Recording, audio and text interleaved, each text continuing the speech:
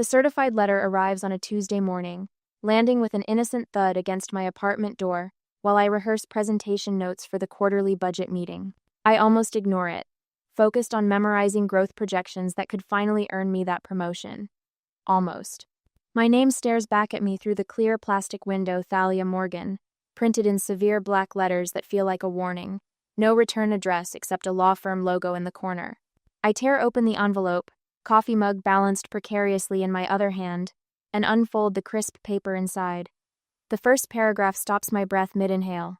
This letter serves as formal notice that Richard and Eleanor Morgan are seeking restitution in the amount of 40% of all income earned by Thalia Morgan from the date of this letter forward, as repayment for financial investment provided on May 15, 2016.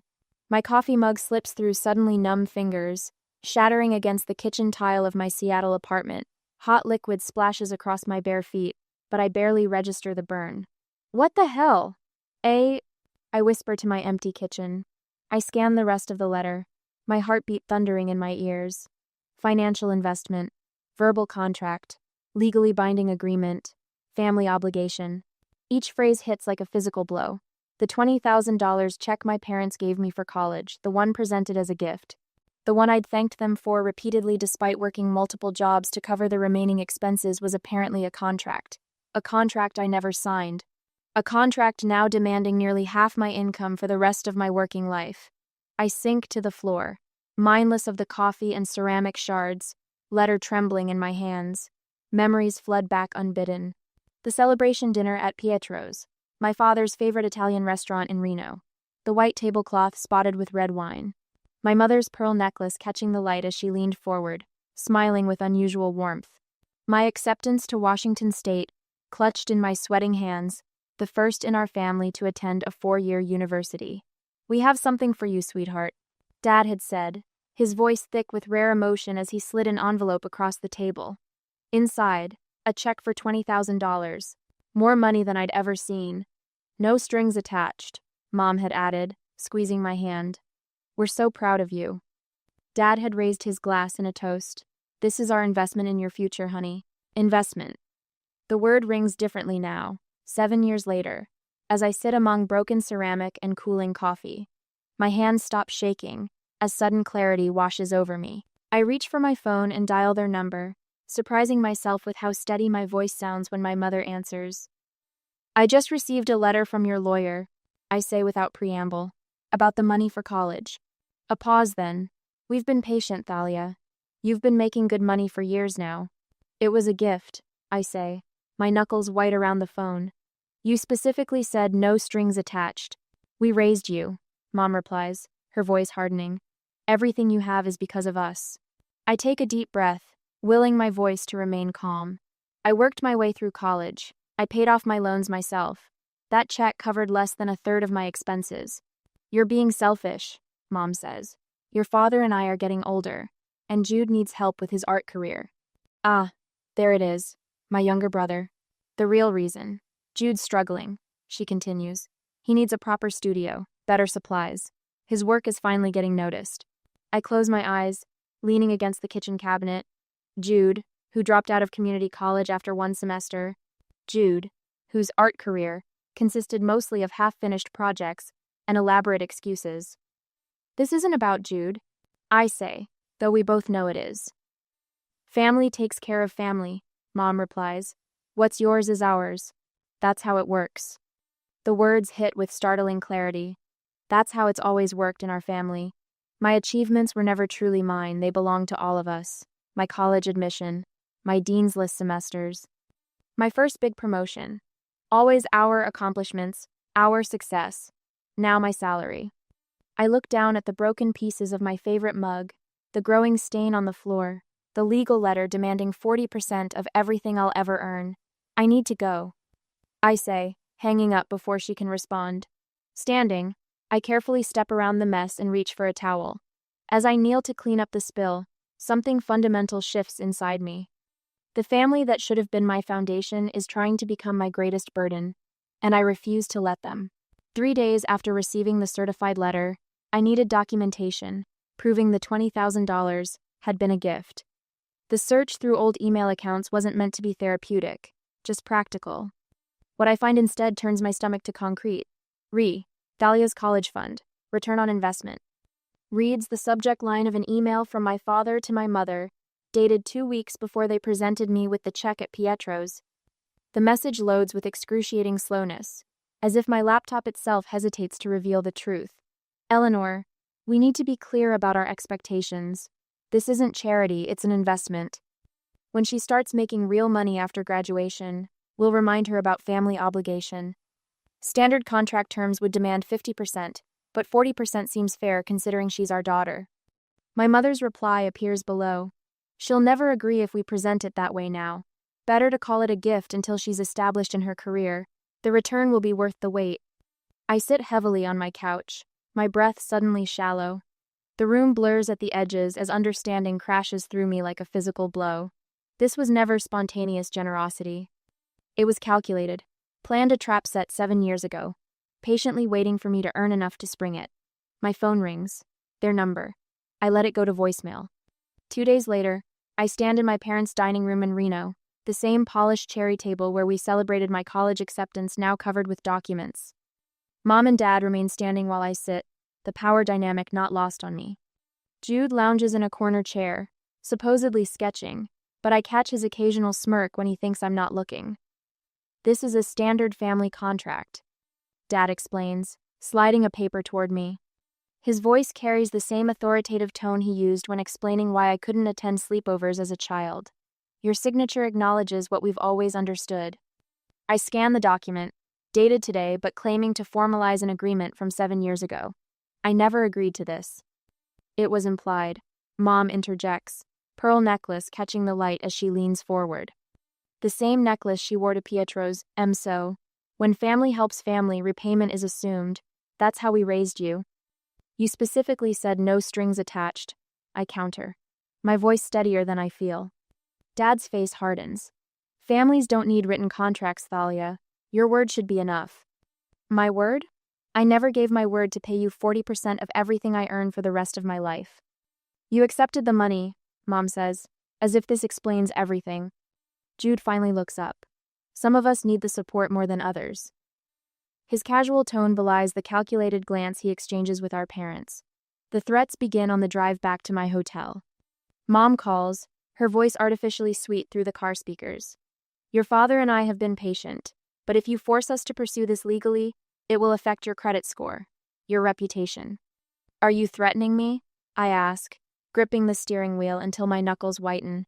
We're informing you of consequences. Dad cuts in, obviously on speakerphone. We'd hate to contact your employer about family resources being withheld.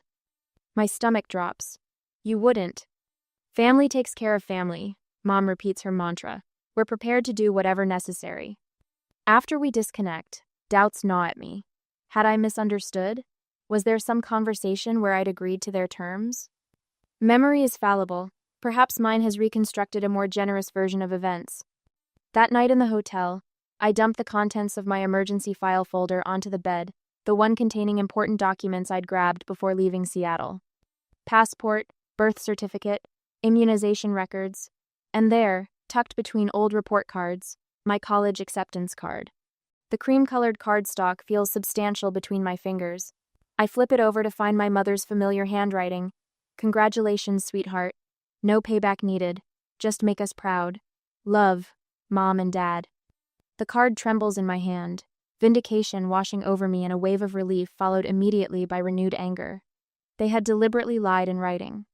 As I drive back to Seattle the next morning, the mountains of eastern Washington rising before me, I wonder if I should simply pay them back the $20,000 to end this nightmare, or fight a lawsuit that might damage relationships beyond repair. What would you do when the people who should protect you become the ones you need protection from? 2 days later, my phone buzzes during a budget meeting, lighting up with a number I don't recognize. I silence it, refocusing on the projection screen, where Q3 figures determine who gets promoted. The fourth unknown call today. My stomach tightens as I force a confident smile toward Vance, the department head who's evaluating candidates. Everything all right, Thalia?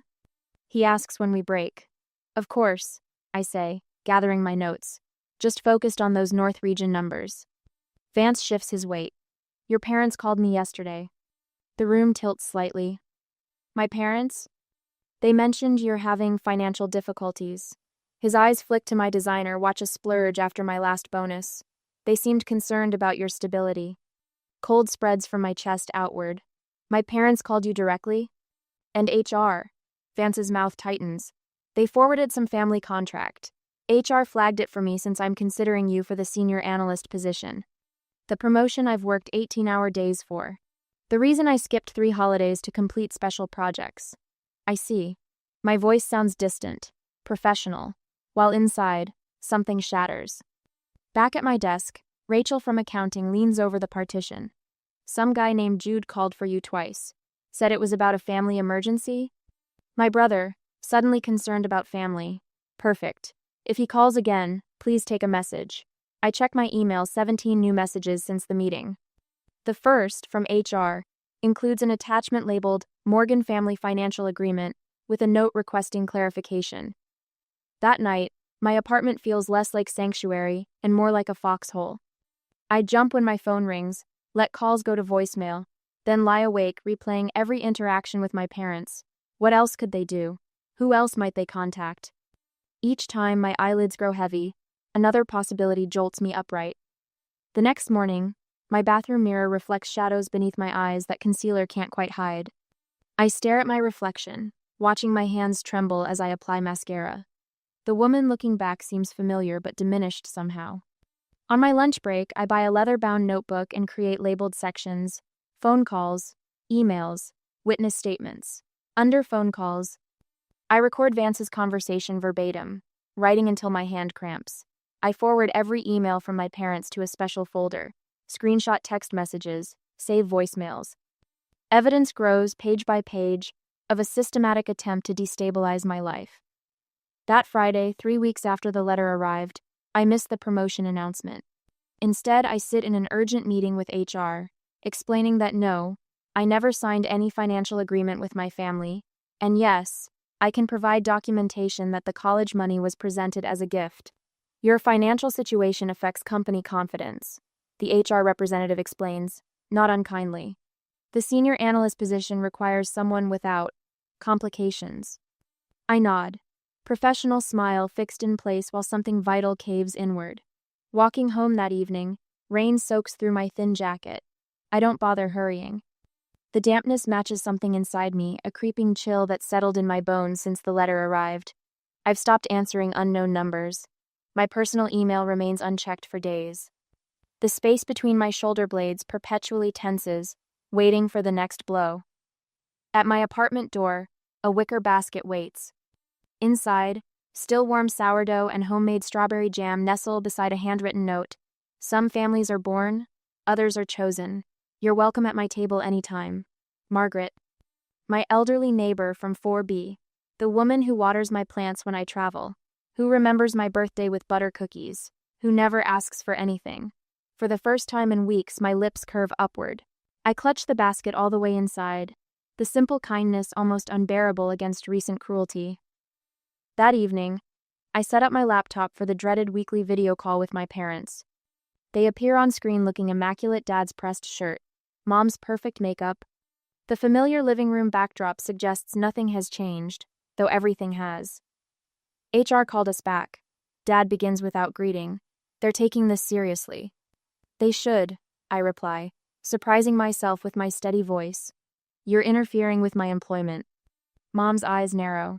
We wouldn't need to if you'd simply fulfill your obligations. What obligations?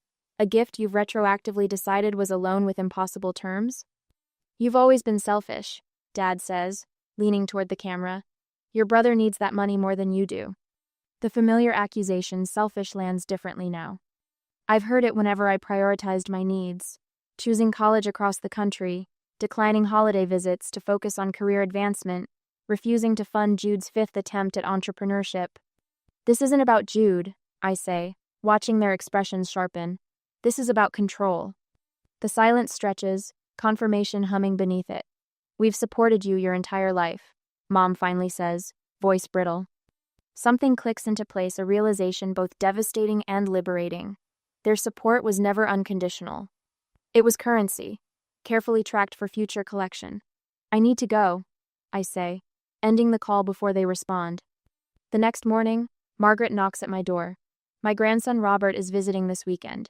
He's a consumer protection attorney. Thought you might like to join us for Sunday dinner. 2 days later, on Monday, Rachel stops by my desk. That Jude guy called again, saying you're having a breakdown and the company should consider your position. I told him you're the most stable person in the department and hung up. She shrugs. Family can be the worst sometimes.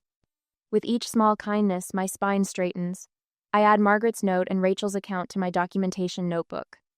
That evening, I dig through storage boxes until I find the graduation card, where Mom wrote, "No payback needed, just make us proud," alongside gift receipts and birthday cards referencing our gift to you when mentioning the college money. In my desk drawer, I discover something else: copies of checks I sent my parents after graduation. To help with the mortgage, I'd written on 3 of them. For Dad's medical bills on 2 others. Thousands given freely, with no expectation of return. I arrange everything chronologically in a folder labeled Evidence and fall into the first peaceful sleep I've had in weeks, until my doorbell rings at 7 a.m. Another certified letter, this one a summons to small claims court.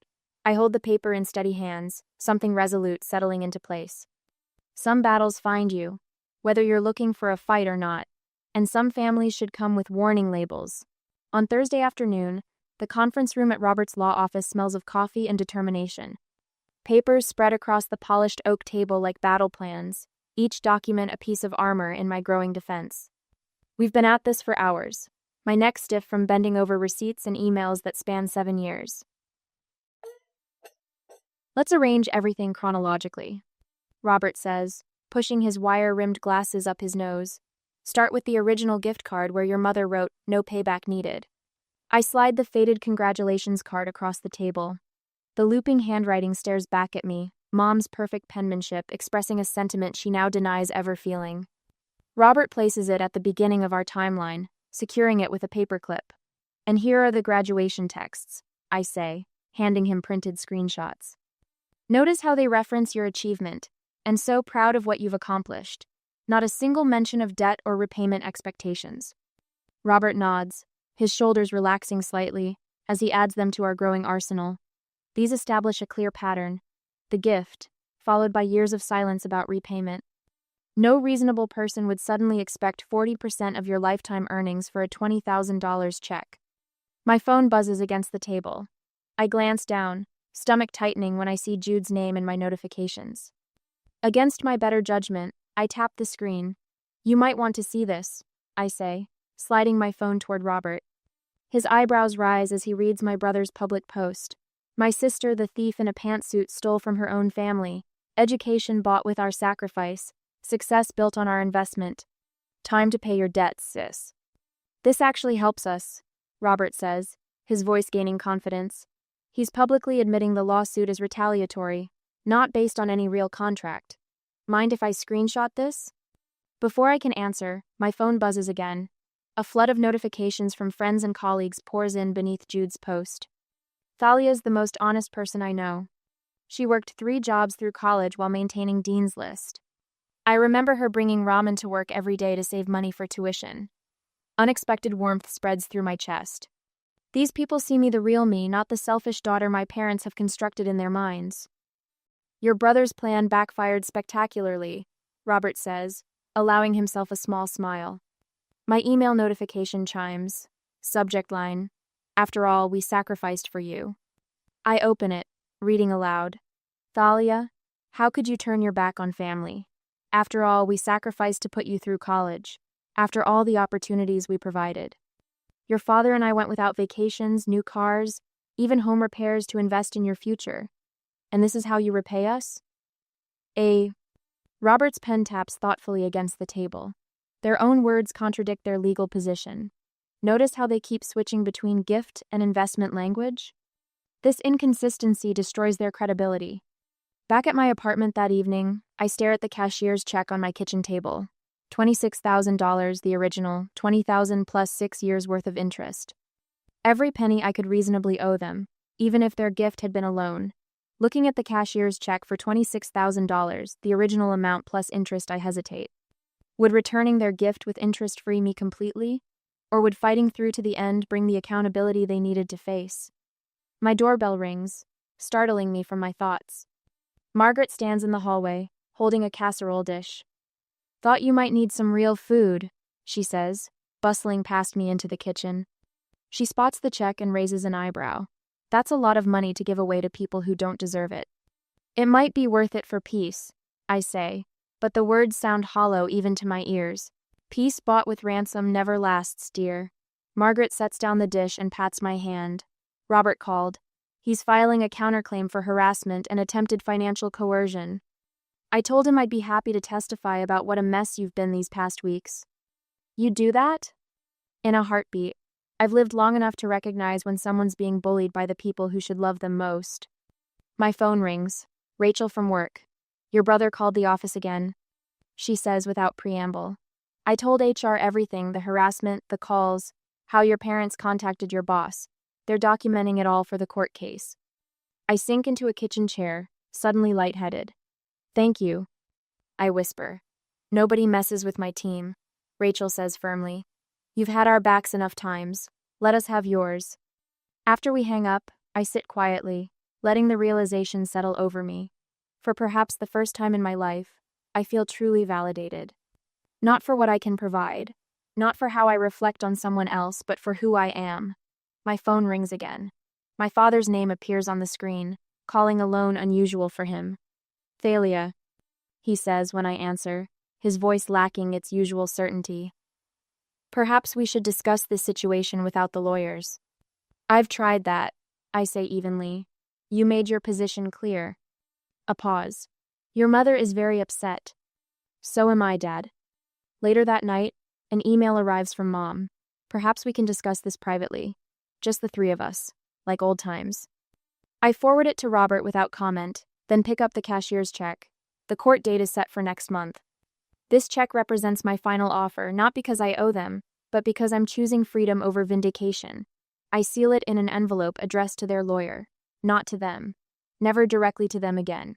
On Wednesday next month, I arrive at the courthouse 2 hours early, needing the quiet to settle my nerves. The polished marble floors reflect morning light as I rehearse responses with Robert, who keeps reminding me to breathe. "They're here," Robert whispers, nodding toward the entrance. My parents appear, looking older than when I last saw them. Dad's hands tremble as he clutches a manila folder. Mom's face is puffy, her pearl necklace, the same one from that college dinner, catching the light. They spot me and change course, heading straight for our bench. "Thalia, honey," Mom begins, her voice soft and practiced. "We need to talk before this goes any further." And I stand, gripping my leather portfolio. "I think we've talked enough."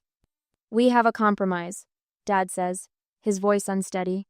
His fingers shake as he withdraws papers from his folder. 20% instead of 40. It's more than fair. "Richard worked all night on these numbers," Mom adds, touching my arm. I step back. Her eyes narrow briefly before filling with tears. "We're your parents. This shouldn't be happening." Dad leans closer. "If you proceed with this, you'll never be welcome in our home again. Is that what you want? To destroy your family over money?" Robert clears his throat, but I raise my hand slightly. "This is my battle. I brought something too," I say, opening my portfolio and removing the cashier's check I've carried for weeks. $26,000, the original amount plus interest. I hold it out between us. "This closes our financial relationship, permanently." Mom's eyes widen. "This isn't about money. It's about family obligation." "I've created a timeline," I continue, my voice steadier than I feel. "Every card, email, and text where you called that check a gift. Every conversation where repayment was never mentioned. 7 years of silence until suddenly you demanded 40% of my income for life." Dad reaches for the cashier's check, but I pull it back. "I've already given you more than you gave me. After graduation, I sent money for your anniversary trip to Yellowstone. For the new water heater last winter. For Jude's art supplies." Each example lands like a quiet blow. I helped without being asked because that's what family does. Not this. They exchange glances, a silent calculation passing between them. "The judge will see things differently," Dad mutters. 30 minutes later, we sit in the wood-paneled courtroom. Judge Harriman, A woman in her 60s with silver-framed glasses reviews our documents with methodical attention. The room smells of furniture polish and anxiety. "Let me understand," she says, looking up. "You provided funds for your daughter's education, which you characterized at the time as a gift, correct?" My mother straightens. "We called it an investment in her future." "I have the card here," I interject, sliding it forward. "Congratulations. No payback needed. Just make us proud." The judge examines it, then looks at my parents. "And 7 years later, you're claiming this constituted a verbal contract for ongoing payments?" "She understood our expectations," Dad insists. Judge Harriman removes her glasses. "Do you know what gift means legally, Mrs. Morgan?" Mom blinks rapidly. "It was symbolic. We didn't mean an actual gift." The judge raises her eyebrows. "Symbolic gifts don't generally come with retroactive payment plans." She reviews my timeline, pausing at certain points to ask clarifying questions. When she reaches the section documenting their calls to my workplace, her expression hardens. "I'm dismissing this case," she announces finally. "Furthermore, I'm granting Miss Morgan's counterclaim for legal fees in the amount of $3,000, payable within 30 days. Mom gasps. Dad's face flushes crimson. "But our daughter," Mom begins, "has provided substantial evidence that no contract existed," Judge Harriman interrupts, "and demonstrated considerable financial support to you after her graduation, which contradicts your claim of financial hardship. This matter is closed." Outside the courtroom, Jude waits by the water fountain, his expression darkening when he sees me. He wears the leather jacket I bought him last Christmas. "Congratulations," he mutters as I approach. "You'll regret this. Blood doesn't turn its back." I stop beside him, suddenly tired of fighting. Blood doesn't manipulate. I leave them standing there, walking toward the sunlight streaming through the courthouse doors. Robert follows, offering quiet congratulations. That evening, Margaret brings dinner and sits with me on my balcony. We watch the Seattle skyline glitter as night falls. "Have you heard anything?" she asks carefully. "Only rumors. Their friends are asking questions about the case." I sip my tea. "Dad's golf partner called me, wanting the real story." "Will you ever speak to them again?" Her question hangs in the evening air. I don't answer immediately. The truth is, I don't know. Years of silence about repayment, then sudden demands for nearly half my income. How do you rebuild after that? Taking the copy of the cashier's check from my pocket, I tear it into tiny pieces. The fragments flutter over the balcony railing, carried away by the breeze. "Maybe someday," I finally answer, "but only on my terms." 6 months later, the morning sunlight streams through floor-to-ceiling windows, painting golden rectangles across my hardwood floors. From the 12th floor apartment, Seattle's skyline stretches before me, a vast improvement from the third-floor view of the parking lot at my old place. I trace my finger along the window, outlining the Space Needle against the backdrop of Puget Sound. On my bookshelf, travel photos have replaced the obligatory family portraits. Me hiking in Olympic National Park. A weekend trip to Vancouver with Rachel. Margaret and I at Pike Place Market, laughing as fishmongers toss their catch. No forced smiles, no pose perfection, just genuine joy captured in candid moments. My desk holds a leather portfolio containing financial documents, a 5-year plan with retirement projections, investment strategies, and a savings account growing steadily each month. The top page bears my financial advisor's note. Excellent progress toward complete independence. I close the folder with a satisfied smile. This life belongs entirely to me. My laptop chimes with an email notification. I click it open, then freeze, staring at the screen. "Dear Miss Morgan, we are pleased to inform you of your acceptance to our executive MBA program." 7 years ago, another acceptance letter arrived, the one that started everything.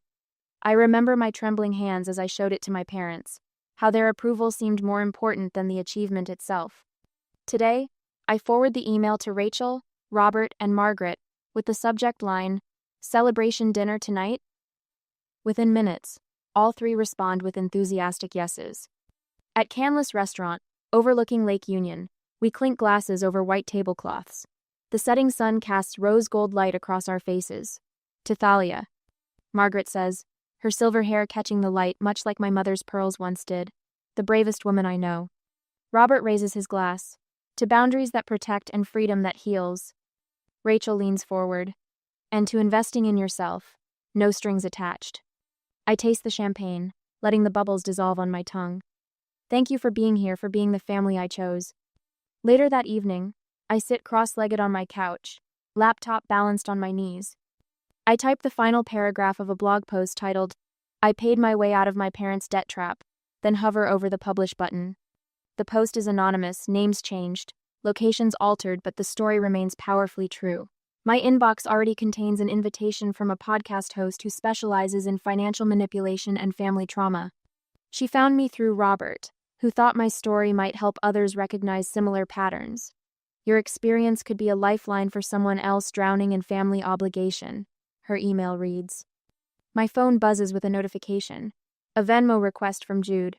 Hey sis, need to borrow $100 for art supplies. Will pay back as soon as possible. His first contact in 8 months. I open the app, my thumb hovering between the pay and decline buttons. Instead, I tap his profile and select block user. A quiet smile forms as I return to my laptop and close Venmo completely. As I delete the app, I wonder if true freedom comes from cutting ties completely or from establishing boundaries strong enough that no one can cross them without permission. What would you do? Rebuild with strict terms or close the door entirely? I don't know the perfect answer. But as I click publish on my story, I know this much. My life is finally, completely my own.